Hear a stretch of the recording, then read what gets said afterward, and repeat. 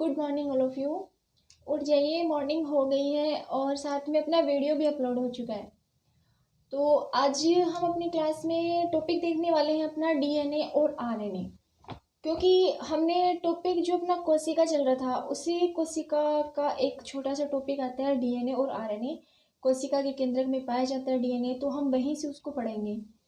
तो साथ साथ में कोशिका के साथ डीएनए और आरएनए का टॉपिक भी कंप्लीट कर लेते हैं। तो देखिए, अपनी जो हेडिंग है वो होगी अपनी डीएनए और आरएनए। डीएनए एंड आरएनए दोनों के बारे में एक बार कंबाइंड देख लेते हैं कि दोनों में क्या समानताएं होती हैं, खोज वगैरह जो भी करी थी। तो देखिए, सबसे पहले डीएनए का नाम क्या होता है? इसका होता है डीऑक्सी राइबोज न्यूक्लिक अम्ल। डीऑक्सीराइबोज न्यूक्लिक अम्ल इसका नाम होता है। और आरएनए का क्या होता है? इसका होता है राइबोज न्यूक्लिक अम्ल। राइबोज न्यूक्लिक अम्ल होते हैं। फिर डीएनए में कौन सी शर्करा पाई जाती है? तो इसमें जो शर्करा पाई जाती है डीऑक्सी शर्करा इसमें पाई जाती है। जो इम्पोर्टेंट है वो हम इसमें पढ़ेंगे। फिर आरएनए में कौन सी शर्करा पाई जाती है? तो इसमें जो शर्करा है वो राइबोज शर्करा पाई जाती है। राइबोज शर्करा, ये इनका बेसिक हो गया डीएनए और आरएनए का। अब हम देखते हैं कि डीएनए और आरएनए के बारे में, इनके बारे में सबसे पहले बताया किसने था? तो देखिए, सबसे पहले जो इनको देखा था वो फ्रेडरिक मिशनर ने देखा था डीएनए को। तो देख लीजिए, डीएनए को नहीं देखा इन्होंने, न्यूक्लिक अम्ल को देखा था।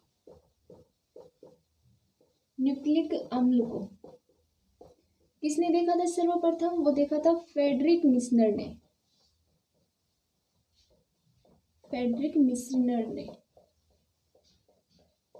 और इन्होंने किस में देखा था? तो देखिए, इन्होंने न्यूक्लिक अम्ल को सबसे पहले मवाद कोशिका में देखा था। मवाद कोशिका में। मवाद कोशिका में। और फ्रेडरिक मिशनर ने जो नाम दिया था उसको, मवाद कोशिका में जो न्यूक्लिक अम्ल इन्होंने देखा था, इन्होंने इसको नाम दिया था, और वो नाम क्या था? वो था न्यूक्लियोन। नाम क्या था? न्यूक्लियोन। ठीक है। अब न्यूक्लियोन से इसको न्यूक्लिक अम्ल जो नाम दिया था वो किसने दिया था, ये भी हमें पता होना चाहिए।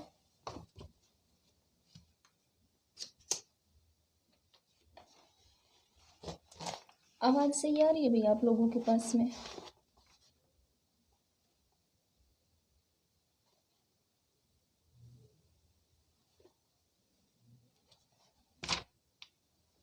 देख लीजिए, ये जो न्यूक्लियोन है इसका बाद में जो नामकरण किया था वो नामकरण किया था अल्टमान ने। तो वैज्ञानिक का जो नाम है वो है अल्टमान, और इन्होंने इसको क्या नाम दिया था? न्यूक्लिक अम्ल नाम दिया था। न्यूक्लिक अम्ल। ये हो जाता है इसके बारे में बेसिक। फिर आता है कि डीएनए का द्विकुंडलित मॉडल किसने दिया था? फिर डीएनए की जो संरचना है वो बताई थी कि डीएनए होता है, आरएनए एकल कुंडलित होता है, द्विकुंडलित होता है, और उसके लिए इनको नोबेल पुरस्कार भी दिया गया था। तो देखिए, डीएनए का द्विकुंडलित मॉडल जो था वो दिया था वाटसन और क्रिक ने। और कब दिया था? 1953 में इन्होंने ये मॉडल दिया था। तो इनके बारे में जो इम्पोर्टेंट तथ्य है वो सारे हम इधर नोट कर देते हैं। वाटसन और क्रिक ने डीएनए का डबल हेलिक्स मॉडल 1953 में दिया था। 1953 में दिया था वाटसन और क्रिक ने। डीएनए का डबल हेलिक्स मॉडल 1953 में दिया वाटसन और क्रिक ने। वाटसन और क्रिक ने, ठीक है। फिर इस द्विकुंडलित मॉडल के लिए इनको नोबेल पुरस्कार दिया गया, वो भी देख लीजिए। तो 1962 में इनको वाटसन और क्रिक को नोबेल पुरस्कार से सम्मानित किया गया था, नोबेल पुरस्कार से नवाजा गया। ये भी हमें पता होना चाहिए, ठीक है। फिर इसके बारे में इंपॉर्टेंट आता है कि भारत में या एशिया में प्रथम डीएनए लैब कहाँ स्थापित करी गई थी। तो ये देख लीजिए, भारत में एशिया की प्रथम डीएनए लैब, एशिया की प्रथम डीएनए लैब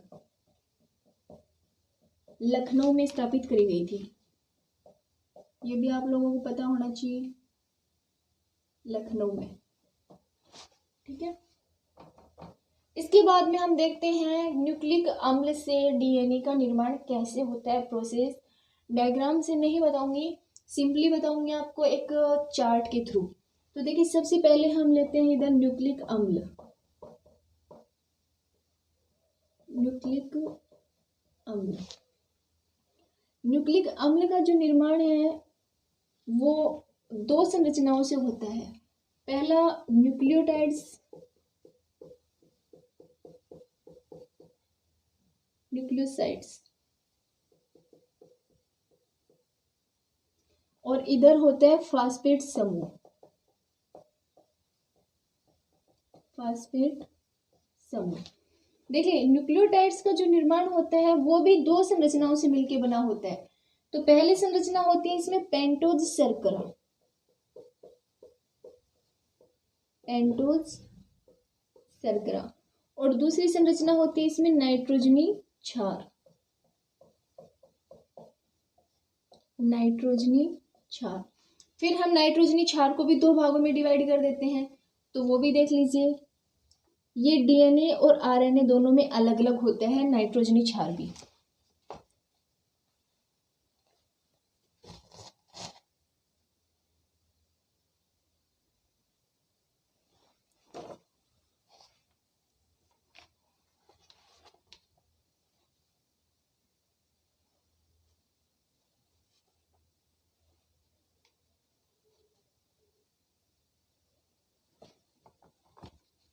देख लीजिए, पहला होता है ये प्यूरिन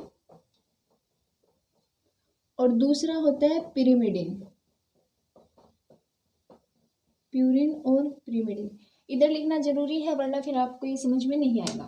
तो देखिए, प्यूरिन और पिरिमिडिन नाइट्रोजनी क्षार के दो प्रकार हैं, जिसमें प्यूरिन जो होता है इसके दो पार्ट होते हैं, एडिनिन होता है और थाइमिन होता है, ठीक है। और पिरिमिडिन जो होता है इसके तीन टाइप्स होते हैं। पहला होता है इसमें गवानिन, साइट्रोसिन और यूरेसिल। तो देखिए, एडेनिन और थाइमिन जो होते हैं डीएनए में वर्क करते हैं, गवानिन साइट्रोसिन डीएनए में वर्क करते हैं। लेकिन आरएनए जो होता है वहां पे साइट्रोसिन के थाइमिन के स्थान पे यूरेसिल आ जाता है, यूरेसिल जुड़ता है इसके लिए। तो टेबल बिल्कुल सिंपल है, देखिए अपनी। न्यूक्लिक अम्ल या न्यूक्लियोटाइड, न्यूक्लियोटाइड, तो न्यूक्लियोटाइड्स जो है इसका निर्माण दो संरचनाओं से होता है, फास्फेट समूह और न्यूक्लियोसाइड से होता है। फिर न्यूक्लियोसाइड्स जो है ये भी दो संरचनाओं से मिलकर बनते हैं, पेंटोज शर्करा होती है और दूसरा होता है इसमें नाइट्रोजनी क्षार। नाइट्रोजनी क्षार को हम दो भागों में डिवाइड करते हैं, आरएनए और डीएनए के लिए। तो डीएनए जो होता है उसमें एडेनिन, थाइमिन, ग्वानिन और साइट्रोसिन पाए जाते हैं, जबकि आरएनए जो होता है उसमें थाइमिन की जगह यूरेसिल पाए जाते हैं, ठीक है। तो प्यूरिन इसके दो प्रकार होते हैं, प्यूरिन और पिरिमिडिन होते हैं, जिसमें प्यूरिन में एडेनिन और थाइमिन इसके दो प्रकार होते हैं और पिरिमिडिन में ग्वानिन, साइट्रोसिन और यूरेसिल इसके प्रकार होते हैं। तो आई होप कि जो मैंने अभी तक आपको बताया है ये आपको समझ में आया होगा अच्छे से। तो देखिए, इसके बाद में हम अगर डीएनए की संरचना के बारे में देखते हैं कि डीएनए की संरचना डबल हेलिक्स होती है और आरएनए की संरचना सिंगल हेलिक्स होती है। थोड़ा सा हम डायग्राम बना के देख लेते हैं कंप्लीट डीएनए और आरएनए का। तो देखिए, मैं डायग्राम बना रही हूँ आपके सामने। और आई होप कि डायग्राम आपको दिखाई दे या समझ में आए। तो ये इसकी डबल हेलिक्स संरचना हो गई, ये डबल हेलिक्स संरचना हो गई, ठीक है। और इस संरचना में जैसे इधर एडेनिन और इधर थायमिन, तो ये डबल बॉन्ड के साथ जुड़ते हैं। फिर मैंने इधर लिख दिया इसमें गवानीन, और इधर हो गया साइट्रोसिन, ये ट्रिपल बॉन्ड के साथ जुड़े होते हैं, ठीक है। एक PO4 समूह हो गया, एक फास्फेट समूह हो गया, पॉलीन्यूक्लियोटाइड्स इनसे जुड़े रहते हैं।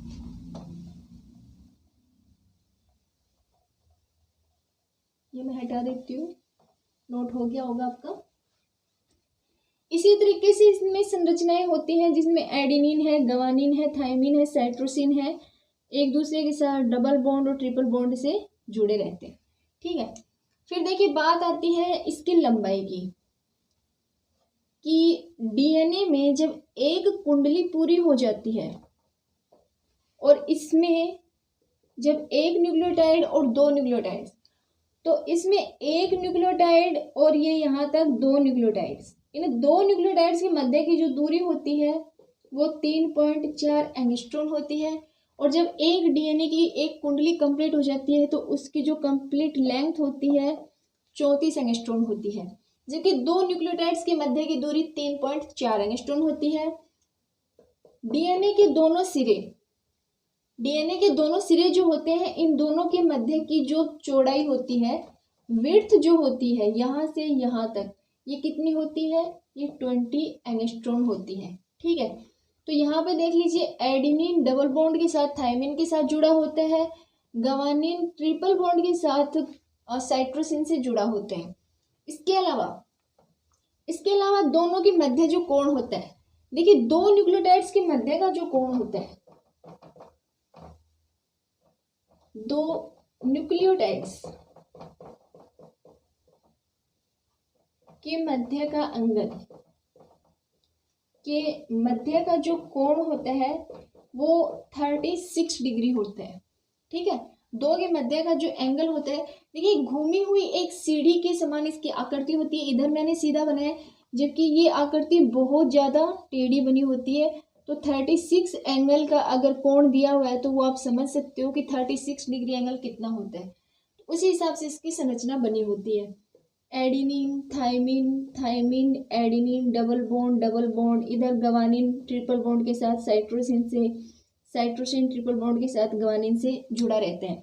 और ये जो श्रृंखलाएं इसकी बनी हुई हैं, जो कड़ियां बनी हुई हैं, इनमें कौन कौन से ग्रुप होते हैं, पॉलीन्यूक्लियोटाइड्स होते हैं और पेंटोज शर्करा होती है और फास्फेट समूह होते हैं। ये भी आपको ध्यान रखना है, फास्फेट समूह होते हैं। 5 कार्बन की श्रृंखला होती है, पॉलीन्यूक्लियोटाइड्स होते हैं जो कि ये चेन बनाते हैं, ठीक है, जो 1 बाय 1 करके जुड़े रहते हैं और एक DNA का निर्माण करते हैं। DNA की सबसे सूक्ष्मतम जो यूनिट होती है DNA की, वो होती है जीन। ये भी आपको ध्यान रखना है। आनुवंशिकता की इकाई भी जीन होती है, DNA की इकाई भी क्या होती है, जीन होती है। तो ये DNA के बारे में अपना जो डिस्क्रिप्शन था, डायग्राम बना के जो मैंने आपको बताया है, ये ही होता है। इसके बाद में RNA होता है। RNA के बारे में हम पढ़ते हैं। तो देखिए RNA की जो स्ट्रक्चर होती है वो सिंगल हेलिक्स होती है, एकल कुंडलित होती है। RNA की जो स्ट्रक्चर होती है वो एकल कुंडलित होती है। और एकल उसका जो मतलब सबसे पहले जिस वैज्ञानिक ने बताया था, कोर्सवे नामक वैज्ञानिक ने सबसे पहले बताया था कि RNA जो होता है एकल कुंडलित होता है और उसकी स्ट्रक्चर कैसी होती है, ऐसी होती है। तो इसमें सिंगल जो है क्या जुड़े रहते हैं, नाइट्रोजनी क्षार जुड़े रहते हैं। और इसमें साइट्रोसिन की जगह क्या जुड़ा रहता है, थायमिन की जगह क्या जुड़ा रहता है, तो वो जुड़ा रहता है यहाँ पे यूरेसिल, ठीक है, वो क्या जुड़ा रहता है, यूरेसिल। तो ये इसकी संरचना होती है। इसके अलावा RNA के बारे में अगर हम देखें तो देखिए RNA डायग्राम हटा देती हूँ मैं। RNA जो होता है ना वो 3 प्रकार का होता है। आरएनए का इम्पोर्टेंट यहीं से आता है कि आरएनए जो होता है वो 3 प्रकार का होता है और आरएनए का जो मुख्य कार्य होता है वो क्या होता है? आरएनए का मुख्य कार्य होता है प्रोटीन संश्लेषण में भाग लेना। तो डीएनए जो है कहाँ पाया जाता है? केंद्रक में पाया जाता है, केंद्रक में पाया जाता है। और केंद्रक के अलावा कहाँ पाया जाता है? माइटोकॉन्ड्रिया में पाया जाता है, माइटोकॉन्ड्रिया में। और पेड़ पौधों में देखा जाए तो क्लोरोप्लास्ट में पाया जाता है, क्लोरोप्लास्ट में। ठीक है, जीव जंतुओं में केंद्रक और माइटोकॉन्ड्रिया में पाया जाता है, जबकि पेड़ पौधों में क्लोरोप्लास्ट में भी केंद्रक के अलावा पाया जाता है। इसके अलावा आरएनए, आरएनए जो होता है ये कोशिका द्रव्य में बिखरा रहता है, कोशिका द्रव्य में बिखरा रहता है, कोशिका द्रव्य में बिखरा रहता है। डीएनए का क्या कार्य होता है? डीएनए पे जीन उपस्थित होते हैं जो कि आनुवंशिक लक्षणों को एक पीढ़ी से दूसरी पीढ़ी में ले जाने का कार्य करते हैं। ठीक है, ये होता है डीएनए का। फिर आरएनए को हम 3 भागों में डिवाइड करते हैं। तो देखिए, मैं सबसे पहले इसको डिवाइड कर रही हूँ मैसेंजर आरएनए, दूसरा होता है इसमें राइबोसोमल आरएनए, राइबोसोमल आरएनए, और थर्ड होता है इसमें ट्रांसफर आरएनए, ट्रांसफर आरएनए। सबसे छोटा जो होता है वो ट्रांसफर आरएनए होता है और सर्वाधिक जो होता है 80% वो राइबोसोमल आरएनए होता है। और इन तीनों का कार्य क्या होता है? तो वो होता है प्रोटीन संश्लेषण में भाग लेना, प्रोटीन संश्लेषण में भाग लेना, प्रोटीन संश्लेषण में भाग लेना, एमिनो अम्ल को प्रोटीन संश्लेषण स्थान तक लेके जाना, एमिनो अम्ल को प्रोटीन संश्लेषण स्थान तक लेकर जाना। ठीक है, ये आरएनए के कार्य होते हैं। और डीएनए के बारे में थोड़ा बेसिक जैसे और बता दूं कि डीएनए जो होता है मनुष्य के गुणसूत्र, देखिए सबसे पहले न्यूक्लिक अम्ल होता है, वो उस न्यूक्लिक अम्ल से जो है क्रोमेटिन धागों का निर्माण होता है। क्रोमेटिन धागे क्रोमोसोम्स बनाते हैं, क्रोमोसोम्स जो है डीएनए का निर्माण होता है। और डीएनए में जीन्स होते हैं, गुणसूत्र बनते हैं, जीन्स होते हैं गुणसूत्रों पे। और जीन क्या होती है? सबसे छोटी या सूक्ष्मतम इकाई होती है इसकी डीएनए की, और जिसको हम बोल सकते हैं आनुवंशिक इकाई भी हम जिसको बोल सकते हैं। डीएनए जो होता है एक आनुवंशिक पदार्थ होता है, जबकि आरएनए जो होता है ये गैर आनुवंशिक पदार्थ होता है, लेकिन कुछ जीवों में ये आनुवंशिक पदार्थ की तरह कार्य करता है। जैसे टोबैक वायरस है, इंपॉर्टेंट लाइन है। इसके अलावा मोजेक वायरस है, मोजेक वायरस, इन जीवों में ये एक आनुवंशिक पदार्थ की तरह कार्य करता है। और आरएनए वैसे क्या है? गैर आनुवंशिक पदार्थ होता है। ठीक है, तो आज की क्लास में यही था। आई होप कि जो मैंने आपको डीएनए और आरएनए के बारे में बताया है आपको अच्छे से समझ में आया होगा। बहुत अच्छे से मैंने इसको एक्सप्लेन किया है, समझाया है इन दोनों के बारे में, जो भी मोस्ट था, इम्पोर्टेंट था, जो भी बातें थी। तो वीडियो को लाइक शेयर ज़रूर कीजिए, चैनल को सब्सक्राइब नहीं किया तो सब्सक्राइब भी ज़रूर कीजिए। आज की क्लास में इतना ही, कल फिर मिलेंगे अपनी नई क्लास में।